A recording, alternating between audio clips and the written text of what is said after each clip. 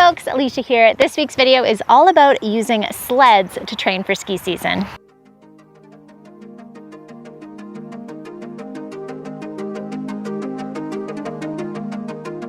Now, the reason I love sleds is if you don't have access to a gym, they are a pretty inexpensive way to add resistance to your training. This one is made out of an old tractor tire that we got at Fountain Tire in town. And then this one is made out of some scrap lumber. I think part of it was a pallet. They also allow you to apply force horizontally instead of vertically, which translates to the hill. So because I've started to use these in my training leading up to winter, let's talk about the 6 do's and don'ts for sled training for skiing. The first don't is a pretty big no-brainer. Do not use your sled before you warm up. We can end up creating a lot of force with these units, and we want to make sure that our joints and our muscles and our tendons and our ligaments are lubricated and warm before we jump in. Do use your sled at a variety of resistance levels or weights and intensities. We use the Adventure Ready model of training here at WILDR, which means we want to hit each of 5 of our physical capabilities each week, either in life or the gym, and then we want to focus on one of them to make progress for the rest of our workouts. Those are power, strength, size, endurance, and mobility or range of motion. And you can use the sled, I think it's most effective when being used to develop your power, your strength, and your size.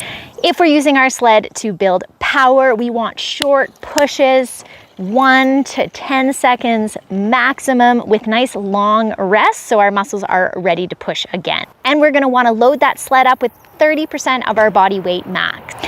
To build strength, we wanna go for heavier loads, and we're only gonna wanna take 5 to 10 steps. We then also wanna have 3 to 5 times the amount of rest that it took us to do those reps. And to use the sled to build mass, you really wanna be working for 30 to 90 seconds, feeling the burn in your muscles, and then you want shorter rests. Definitely working on building mass with the sleds is going to be the most painful of all the workouts.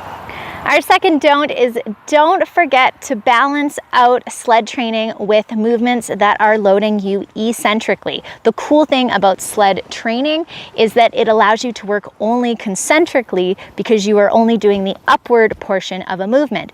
But as we know in skiing, that first part of your turn is an eccentrically loaded movement. So we want to make sure that we are doing eccentrics in the gym if we are doing a lot of concentrics through our sled training. Do use your sled through a variety of movement planes. So the first thing you think of when you see a sled is either just to pull it in a straight line or to push it in a straight line.